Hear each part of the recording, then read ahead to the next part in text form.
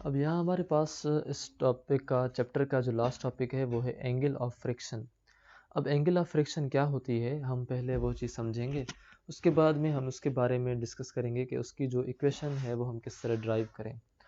अब यहाँ यह है कि angle made by the resultant of normal reaction and limiting friction with normal reaction. अब ये किस तरह है, यहाँ समझें कि मिसाल के तौर पर यह आपका ऑब्जेक्ट है जो किसी न किसी सरफेस के ऊपर पड़ा है, और यह आपका सरफेस है। इस सरफेस के ऊपर यह ऑब्जेक्ट पड़ा है। जब भी ये सरफेस कोई भी रखेंगे तो वो नीचे की जानिब जो फोर्स लगाएगा वो होगा वेट। उसके नतीजे में बदले में जो उसको ऊपर की तरफ फोर्स लगेगी वो होगा normal. In the same way आप यहाँ देख सकते हैं कि अगर इस बॉडी का मोशन आगे की जानिब हो तो इसका जो फ्रिक्शन होगा वो होगा पीछे की जानिब, इस साइड। यानी कि ये होगी आपकी फ्रिक्शन स्टैटिक, और ये होगा आपका रिएक्शन का फोर्स, या आर लिखें या आप उसको एन लिखें, कोई इशू नहीं है। अब यहाँ दो फोर्सेस हैं आपके पास, एक रिएक्शन की फोर्स और दूसरी हमारे पास है फ्रिक्शन की फोर्स। अब अगर इन दो फोर्सेस का हम रिजल्टेंट लें तो रिजल्टेंट लेने का एक तरीका ये भी है कि आप क्या करेंगे कि ये जो दोनों वेक्टर्स हैं इन दोनों वेक्टर्स के पैरेलल वेक्टर्स निकालेंगे। ये वेक्टर हमारा है एफ। अब इसका वेक्टर, इसके ऊपर आप एक दूसरा वेक्टर निकालेंगे जो उस रिएक्शन वाले के बिल्कुल पैरेलल होगा, यानी इसके पैरेलल होगा। इन द सेम वे आप फिर क्या करेंगे कि इसके ऊपर रिएक्शन के ऊपर इस जैसा ही वेक्टर निकालेंगे। तो अब हमने इसके ऊपर ऐसा वेक्टर निकाला। ये होता है रिजल्टेंट लेने का एक तरीका, इसको भी हम रिजल्टेंट लेने का एक मेथड कहते हैं। अब हम क्या करेंगे कि इसके ओरिजिन से लेकर जहाँ पे ये दोनों मिले हैं वहाँ तक एक लाइन ड्रा करेंगे, और उस लाइन को हम कहेंगे कि वो रिजल्टेंट वेक्टर है, यानी कि वो रिजल्टेंट फोर्स है। अब ये आपके पास एक रिजल्टेंट वेक्टर आ गया, इसको हम कहते हैं कि रिजल्टेंट है हमारा। अब ये रिजल्टेंट आप किन के दरमियान ले रहे हैं? रिजल्टेंट आप ये ले रहे हैं नॉर्मल रिएक्शन और लिमिटिंग फ्रिक्शन या स्टैटिक फ्रिक्शन के दरमियान। यानी कि आपने यहाँ जो रिजल्टेंट वेक्टर लिया वो नॉर्मल और एफ यानी स्टैटिक फ्रिक्शन के दरमियान लिया। तो यहाँ ये चीज़ समझें, डेफिनेशन में अब चलें आप। Angle made by the resultant of, angle को आप अब छोड़ें, resultant of normal reaction and limiting friction. Resultant normal reaction का और लिमिटिंग फ्रिक्शन का हो गया। उसके बाद है कि ये जो रिजल्टेंट का वेक्टर आए, अगर ये रिजल्टेंट का वेक्टर एंगल बनाए इस नॉर्मल के साथ, तो उस एंगल का नाम जो होगा वो होगा एंगल ऑफ फ्रिक्शन। अगर ये रिजल्टेंट एंगल बनाए नॉर्मल के साथ, when the resultant vector makes angle with normal reaction is known as angle of friction। तो ये आपके पास इस तरह से। अब इसी ग्राफ में से जो अभी हमने यहाँ बनाया, इसी ग्राफ में से हम इसकी इक्वेशन लेते हैं। अब उसकी इक्वेशन हम किस तरह से ले रहे हैं वो अब हम इसको दोबारा कंसीडर कर रहे हैं, यानी कि दोबारा हम इस चीज़ को समझ रहे हैं। अब ये आपका ऑब्जेक्ट था जो आपने अभी समझा कि इसके ऊपर ये रिएक्शन है, इसके ऊपर यहाँ वेट है। इन द सेम वे यहाँ इसकी जो है फ्रिक्शन है, क्योंकि ये आपका ऑब्जेक्ट इस तरफ जा रहा है। इनके बीच में आपका एक वेक्टर है जिसको हम कह रहे हैं रिजल्टेंट, और वो रिजल्टेंट वेक्टर इन दोनों के बीच में है। यहाँ एंगल बना रहा है रिएक्शन नॉर्मल के साथ। अब हम नाम देंगे इनको सिर्फ। अब नाम हम किस तरह देंगे कि ये जो शुरुआत वाली पॉइंट है इसको हमने नाम दिया ए, और इस जहाँ पे ये लाइन ख़त्म हुई इसको हम नाम दे रहे हैं एल, और ये जो आपकी लाइन आई इसको हम लाइन नाम दे रहे हैं बी। अब आपने ये जो आपका सी है इसको नाम दिया हमने सी सेंटर। जो एंगल मालूम करनी है वो एंगल है इस इलाके में। अब इस पूरे इलाके का, इस पूरे एरिया का नाम है ए एल सी, यानी कि ए से लेकर एल तक या एल से लेकर सी तक, या आप ऐसे कहें कि एल ए सी वो एरिया है जिसमें एंगल ऑफ फ्रिक्शन बन रही है। तो अब हम इस ट्राइंगल को या इस हिस्से को लेंगे जिसमें हम एल ए सी फाइंड करते हुए इसकी एंगल फाइंड करेंगे। इन एल ए सी के अंदर we have to find angle, हमने एंगल को फाइंड करना है। And for angle we use tan। जब भी हम एंगल फाइंड करते हैं तो हम tan को इस्तेमाल करते हैं। जब भी x एक्सिस के ऊपर एंगल को फाइंड करते हैं तो cos थीटा, y एक्सिस के ऊपर हम इस्तेमाल करते हैं तो sin थीटा। हमने ये पिछले वीडियोस के अंदर डिस्कस किया हुआ है। For to differentiate between angle of friction and angle of repose, आपने यहाँ tan थीटा की जगह पर अगर आपने एंगल ऑफ फ्रिक्शन और एंगल ऑफ रिपोज के दरमियान डिफरेंशिएट करना है तो हम यहाँ एंगल ऑफ फ्रिक्शन को जाहिर करते हैं अल्फ़ा के साथ, क्योंकि एंगल ऑफ रिपोज बाद में हम डिस्कस करेंगे कि वो हम यूज़ करते हैं थीटा के साथ।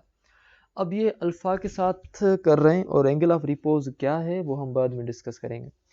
We use alpha for angle of friction and theta for the angle of repose.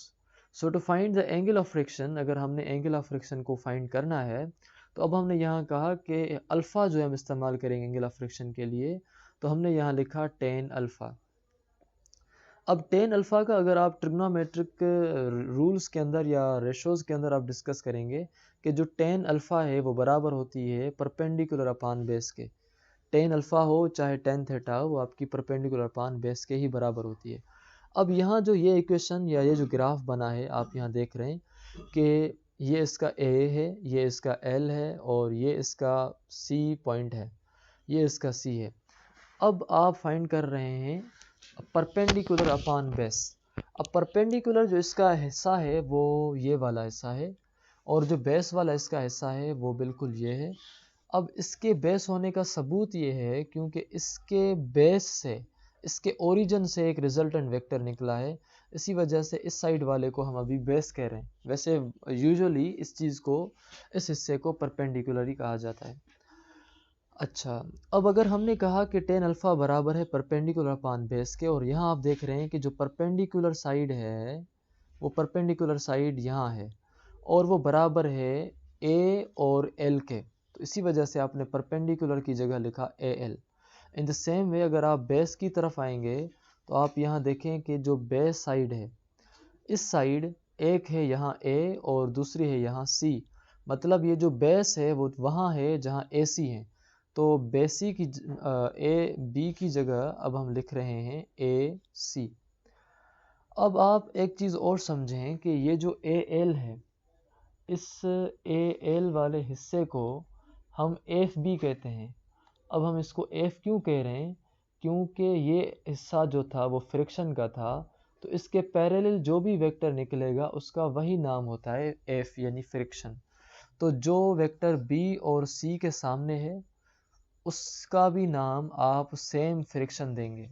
तो इसी वजह से हमने ए एल को भी नाम दिया है एफ का फ्रिक्शन का, क्योंकि ए एल वैसा ही है जैसा आपका सी बी है या बी सी है। तो ए एल की जगह अब हमने लिखा है एफ यानी friction. In the same way आप यहाँ देख रहे होंगे कि जो ए सी है, अगर हम इन एरोस को अभी मिटाएं और इनको अब हम साफ़ करें तो अब आप देख रहे होंगे कि ये जो ए और सी वाली जो साइड है, इस साइड में आपके पास जो 2 3 4 चीज़ें हैं हम देख रहे हैं कि वो है ए सी। तो ए सी वाला हिस्सा जो है वो बराबर है आपका आर के, यहाँ आप देख रहे होंगे कि आर है, तो ए सी वाले हिस्से को हम कह रहे हैं कि वो हमारा बराबर है आर के। तो tan alpha is equal to F upon R तो हमने पहले लिखा हुआ है, लेकिन ये चीज़ हम पहले डिस्कस करके आए हुए हैं फ्रिक्शन के फार्मूले के अंदर कि जो म्यू है वो हमारी बराबर होती है एफ अपान आर के। Mu is the ratio of friction and reaction. तो इसी वजह से एफ अपान आर की जगह अब हमने लिख दिया है म्यू। तो tangent of angle of friction is called coefficient of friction. Ten को हम पढ़ते हैं टेंजेंट और एंगल ऑफ फ्रिक्शन पढ़ते हैं हम अल्फा को। तो tangent of angle of friction is called coefficient of friction. या अगर हम ऐसे कहें कि जो अल्फ़ा इज इक्वल टू, क्योंकि अगर आपकी अल्फ़ा यहाँ है और टेन जब दूसरी साइड जाएगी तो हो जाएगी इन्वर्स की, तो अब हम यहाँ लिख रहे हैं कि जो टेंजेंट इन्वर्स है is coefficient of friction. Tangent inverse is the coefficient of friction and is called angle of friction. तो हम उसको एंगल ऑफ फ्रिक्शन भी कह रहे हैं। अब हम डिस्कस कर रहे हैं relation between angle of friction and angle of repose, कि उन दोनों के दरमियान जो है वो कौन सा रिलेशन है। एंगल ऑफ रिपोज को हम कुछ इस तरह से डिफाइन करते हैं कि the angle made by an inclined plane, एक ऐसी एंगल जो एक इंक्लाइंड प्लेन बनाए with the horizontal such that an object placed on inclined surface just begin to slide. एक ऐसी एंगल वो हॉरिजेंटल के साथ बनाए कि उस एंगल के बाद वो ऑब्जेक्ट बस स्लाइड होने वाला हो, यानी कि बस अबाउट टू स्लाइड हो। मिसाल के तौर पर इस ऑब्जेक्ट ने यहाँ अब ये एंगल बनाई है, तो इस एंगल पे वो नहीं गिर रहा। अब इसने ये एंगल बनाई, अब ये बस मूव होने वाला है। तो वो एंगल जिस एंगल के ऊपर आपका object just about to slide हो, उस एंगल को हम कहते हैं एंगल ऑफ रिपोज।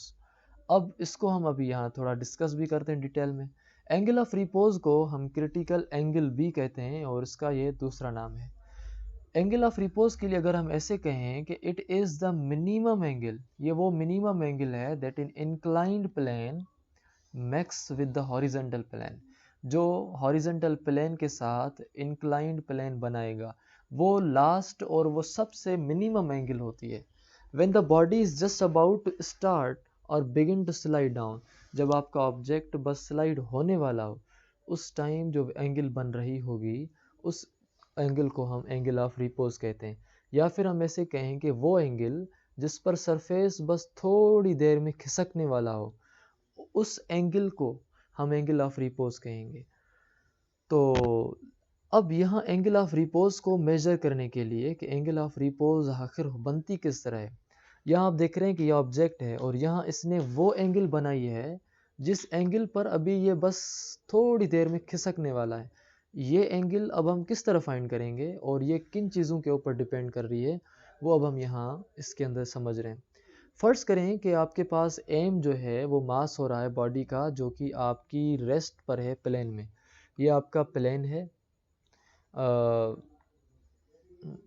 जिसका मास है एम, और अब हम इसकी फिगर थोड़ी अलग से बनाते हैं खुद, ताकि हम इस चीज़ को आइडेंटिफाई कर सकें।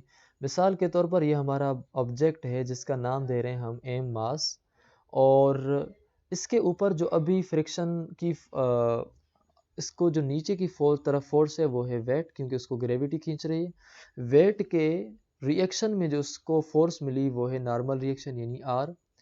अब अगर आपका ऑब्जेक्ट आगे की जानिब मूव करना चाहेगा तो वो हो जाएगी आपका मोशन, लेकिन उसकी जो फ्रिक्शन होगी, मोशन अगर इस साइड होगा तो फ्रिक्शन उसकी पीछे की जानिब होगी। अगर तो इस हिसाब से अब हम ये डिस्कस करेंगे कि यहाँ दो किस्म की चीज़ें हो रही हैं। आपका ऑब्जेक्ट ऊपर भी जा रहा है, आपका ऑब्जेक्ट वाई एक्सिस में भी और एक्स एक्सिस दोनों में जा रहा है। तो जब दोनों चीज़ों में कोई चीज़ भी जाती है तो वहाँ आपके पास दो चीज़ें होती हैं, एक एक्स एक्सिस और दूसरी वाई एक्सिस यानी कॉस थीटा और साइन थीटा।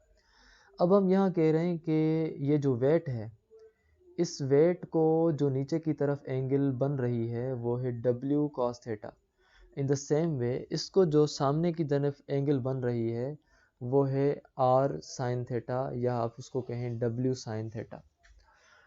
तो डब्ल्यू साइन थीटा आप यहाँ भी देख सकते हैं, जो इसको सामने वाली साइड है, और वेट जो है इसको है नीचे की साइड, और उसके साथ जो एंगल बन रही है वो है डब्ल्यू कॉस थीटा। अब यहाँ दो एंगल्स बन रही हैं। अब ये एक ही वेक्टर है जो आपका इस साइड भी तोड़ रहा है और इस साइड भी वो ब्रेक हो रहा है, बीच में आपका वेट है। अब यहाँ ये जो एंगल बन रही है इससे लेकर इस वेट तक या हॉरिजॉन्टल सरफेस के साथ, इस एंगल को हम कह रहे हैं कि वो एंगल ऑफ रिपोज है। Consider the plane is making angle theta with the horizontal and the body is just about to move, वो मूव होने वाली है। तो फिर हम कहेंगे कि let R be the reaction. यहाँ आपने देखा कि आर जो था वो क्या था, रिएक्शन था, एंड एफ जो था सिमाल वो फ्रिक्शनल फोर्स था। तो एम जी साइन थीटा आप यहाँ देख रहे होंगे कि जो एम जी साइन थीटा है वो आपकी यहाँ है इस साइड। ये एम जी साइन थीटा आपकी बराबर है माइनस एफ के, क्योंकि आपकी जो साइन थीटा एम जी है वो जा रही है आगे की जानिब और जो फ्रिक्शन है वो जा रही है पीछे की जानिब। तो आपने लिखा कि एम जी साइन थीटा बराबर है माइनस एफ के, तो यहाँ हमने वो चीज़ सेम लिखी है। इन द सेम वे अब हम लिख रहे हैं M G cos theta is equal to R. अब यहाँ आप देखें इस side M G cos theta आपका यहाँ है डाउनवर्ड, लेकिन जो आर यानी जो एन यानी जो रिएक्शन है वो ऊपर की जानिब है। तो इसी वजह से हमने कहा कि एम जी कॉस थीटा अगर नीचे है तो आपका रिएक्शन अपवर्ड है, तो ये आपस में हो गए माइनस। तो M G cos theta is equal to minus R है। यहाँ दो किस्म की ये चीज़ें हो रही हैं बस एंगल ऑफ रिपोज में। अब आपके पास ये दो इक्वेशंस हैं, इन दोनों इक्वेशंस को आपने आपस में इक्वेट करना है, यानी कि डिवाइड करना है इनको। एम जी साइन थीटा को आप डिवाइड करेंगे एम जी कॉस थीटा के साथ, यानी कि इक्वेशन 2 को इक्वेशन 1 के साथ। तो इक्वेशन 2 आपने लिखा ऊपर, 1 लिखा आपने नीचे। एम जी और एम जी आपस में हो जाएंगे कैंसिल, तो sine theta is equal to minus F upon minus R, minus minus में हो जाएंगे कैंसिल। तो आपके पास अब बचा sine theta upon cos theta is equal to F upon R. अब sine theta upon cos theta आपको मालूम है कि वो बराबर होता है टेन थीटा के, तो आपने यहाँ लिख दिया टेन थीटा। तो tan theta is equal to F upon R, मगर एफ अपान आर खुद जो है वो बराबर है म्यू के, तो आपने एफ अपान आर की जगह लिख दिया म्यू, और साइन थीटा और कॉस थीटा की जगह लिख दिया आपने टेन। तो एंगल ऑफ रिपोज जो अभी फाइंड की है वो है थीटा। एंगल ऑफ रिपोज को हम जाहिर वैसे भी थीटा के साथ करते हैं, और एंगल ऑफ फ्रिक्शन को हम डिस्कस करते हैं थीटा के साथ।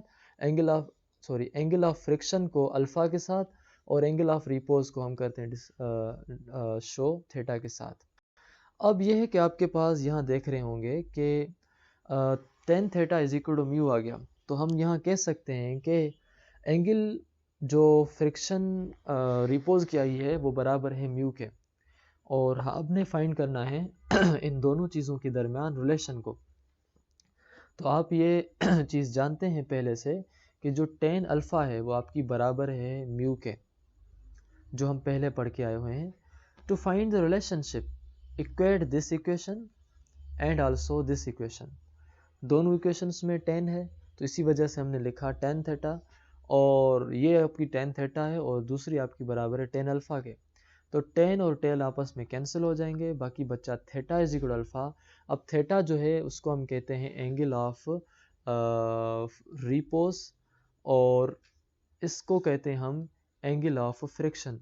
आप अब ने यहाँ देख लिया होगा कि एंगल ऑफ रिपोज बराबर हो गए हैं एंगल ऑफ फ्रिक्शन के, तो हैंस प्रूव्ड।